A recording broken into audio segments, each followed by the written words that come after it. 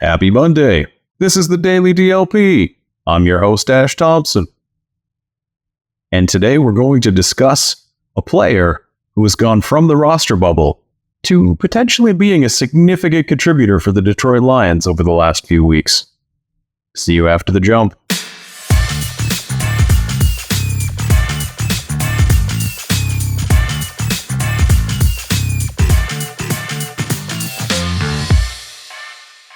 Ifiatu Melifonwu, if you will recall, was the Detroit Lions' third-round draft pick in 2021, nestled squarely in between two draft picks that the Lions have thus far been significantly happier with, in Alim McNeill and, Amon-Ra St. Brown. No pressure to perform there. I think he gets lost in how much Lions fans love those two when they're thinking back to that draft. Brad Holmes has a very good track record in the draft, but there have been a couple of misses, and up until this point, it really did look like Ifiatu Melifonwu was one of them. Because injuries have been the defining characteristic of Ifi's career to this point. To be frank, we just haven't really seen him play enough. He has played, want to say 17 games in 2 years, so roughly half of the games that have been played, if my faulty memory of that is correct, which spread out over the course of various seasons, and it just seems like every single time he comes back, just as he's starting to get his feet underneath him and get it together and start contributing to the team. Like, if you'll remember, he was having a pretty good day prior to the injury that launched Jerry Jacobs into the starting role. Melifonwu was having a pretty good night, and first of many injuries took him down. It's an unfortunate thing because everything about this guy screams of being something that the Detroit Lions coaches could use on the field. Last year, the Lions did Melifonwu a little bit of a favor and moved him over to safety, which for his body type in most schemes is a much better position. There is a reason you don't see a lot of 6'3" listed at 210, but frankly, looking at the guy live at training camp, I really doubt that that's an accurate number, and I think it's higher. A corner has to read and react on every play, and there's nobody putting more stress on their joints and ligaments than the quarterbacks every single down. The bigger a guy is, the more stress there's going to be on those ligaments and joints, and the more likely it is that they are going to have soft tissue injuries. Safeties spend a lot less time within a yard of the guy that they're covering, which makes it a little bit more forgiving in terms of those quick-cut soft tissue issues, because they're not doing many of them in rapid succession. With that said, he still only dressed for 10 games last year, one of which was a start. And the fact that he started a game for the Lions was more due to the Shakespearean tragedy that was the Detroit Lions injury list last year. The number of people that had to get hurt for Melifonwu to play is a staggering number, because they knew you don't transition a guy in the NFL to a new spot who wasn't doing very well at his old position, I might add, and assume that that's going to give you a great deal of performance in year one. So it didn't. That's to be expected. But in fans' minds, Melifonwu is a third-year player who hasn't produced much, even if there are reasons for that. That is what he is to most Detroit Lions fans. But as everyone in the Lions organization keeps telling us, what happened last year doesn't matter. This year, in the preseason, I just wanted to give Ifi a shout out for his great work against the Jaguars on Saturday. The biggest example I can think of, you guys will remember this run stop if you watched the game. Jack Campbell runs into the hole, plows through the whole thing. Derek Barnes is right there. We're all just, linebackers. The thing we thought might not be doing well, doing well. awesome. But one thing that the announcers definitely missed, and I suspect a lot of fans did, was the spectacular run fill by Ifiatu Melifonwu from the backside of the play. Campbell did what he does. He found his way to the ball carrier in traffic. That's kind of his gig. He clogged the available hole, stopped the forward progress, got a hand on the guy, but he wasn't really bringing the guy down. Yeah. And that's when things can go really badly, because people stop putting effort in, which, if the player who has the grasp on the guy lets go or loses that grasp, then there's a whole bunch of people not prepared for a guy. It can be a big play. Unless someone like Iffy blasts through his gap on the backside and then works his way down the line of scrimmage to perform a perfectly executed single leg takedown, the play was over. There were high fives all around. So give Campbell credit, all the credit in the world, because he did a great job on that play. Same with Barnes. Barnes was right there too. That's another pick from the same draft that seems to be kind of stepping into the role that everybody hoped they would as a developmental pick. And that's the thing we have to remember right now. Barnes was an edge for most of his time at Purdue. Melifonwu was a corner for all of his time prior to the NFL and then was moved over to safety. So the fact that it's year 3 for these guys and they are starting to kind of get their stuff together makes perfect sense.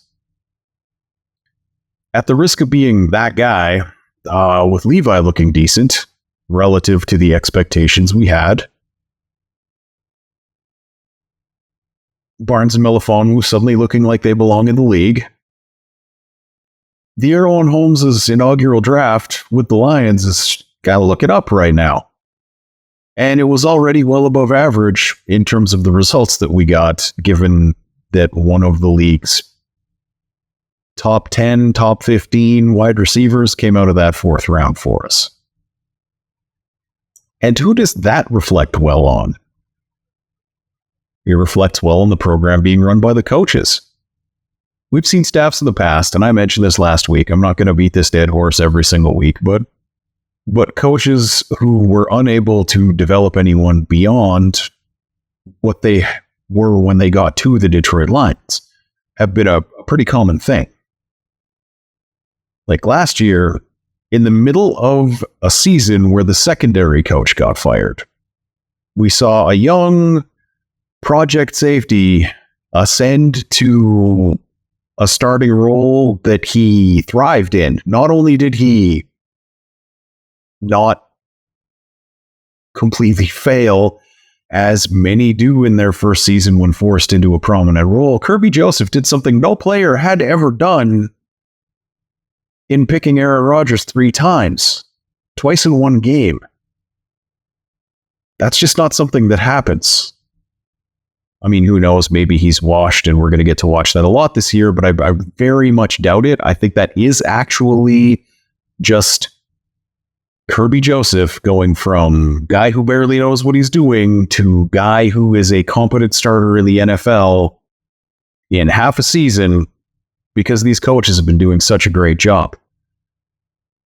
Like, they had no other options, so they helped Joseph step into the shoes of Tracy Walker. And folks, I don't think Joseph's ever giving those shoes back. Tracy, I'm sorry, but they're his now. He owns them. You mark the territory, if you know what I'm saying. If we take a look at the Lions players who are getting hyped this season, it's not all rookies, like it historically pretty much always has been. Like Branch, Campbell, Gibbs, Laporta, these guys are all getting their due in terms of how much we're talking about them too. But they're not the only thing we're talking about. I mean, we've barely talked about Cam Sutton. Those of you who watched last week may recall that I referred to the gentleman as Cortland, not just a single time, but multiple times. Just was in my brain. Cam, if you're watching, I'm sorry. I do know your name. My apologies. But high-priced free agents are not the only things getting hype either, which in the past, it's been those 2 things: new draft picks, high-priced free agents. Absolutely nothing else happens here that matters. That's been the Detroit Lions offseason. third-year players taken as projects becoming what you hoped they would become when you took them is exactly what you plan for. Or maybe not necessarily what you plan for, it's what you hope for while you're planning for what you're going to do if they don't develop. So we're still seeing hits among the UDFA rookies, undrafted free agent, for those unfamiliar with the acronym, but there's no room for them actually on the field. Like Starling Thomas is having the same kind of camp Jerry Jacobs did. Chase Cota is giving us the same stuff that Tom Kennedy gave us a couple years ago. He shouldn't be starting games for the Lions in 2023 without a horrifying injury list similar to what we've had in the last couple of years at various positions. Whereas in 2021, we might legitimately have been talking about whether or not Cota could start week 1 for this team.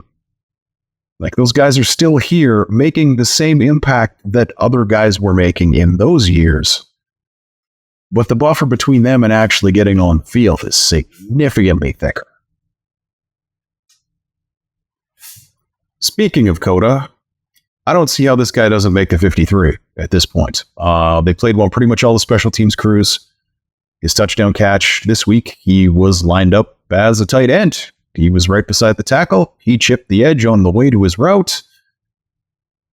Goal line tight end is an interesting play for that, because as guy 53 on the roster, which if he's not that, he's pretty close to it. Let's just admit it what it is. You have got to be able to back up several positions for the catastrophic possibility that you might end up having to play on offense. So if he can back up all 3 wide receiver spots and also in a desperate pinch be the third tight end, that's what that guy has to do to make a roster, to be perfectly blunt. Like, it's great that he's showing up and showing out against, some second, some third string guys, but he needs to be able to do a lot of things, wear a lot of hats, be a lot of different people to make it worthwhile to keep him on the 53-man roster. And fortunately or unfortunately for the Lions, depending on exactly how you look at this, he has done that to the point where I don't know if they are going to be able to stash a guy who has 5 or 6 touchdowns, which is kind of the pace he's on. He had 2 in the first game, 1 in the second game. Let's say he gets another one in the third, and he's got 4. There are teams where that guy might get some run on the 53-man roster right now. Like, just teams that have nothing. The Lions, fortunately, are no longer in that space, but if you just think of what we had in the wide receiver room in 2021, and then think there's this guy who is 6'3", somewhere above 200 pounds, and has a whole bunch of touchdown catches in the preseason, and he's available on waivers. There is no way Brad Holmes doesn't grab that guy. And Brad Holmes is a smart guy, but so are a lot of other NFL GMs. I don't like Cota's chances. That's pretty much... that is basically it for today. Later in the week, I'm going to gush about how spectacular the commish is, and also probably talk about Teddy Bridgewater a little bit. They're taking Block away, so don't bother following me on Twitter, because I'm probably going to end up deleting that app soon. Now you can hit me up at DebtLionsPod on TikTok, where I can still safely judge the plebes from my ivory tower. Have a great day.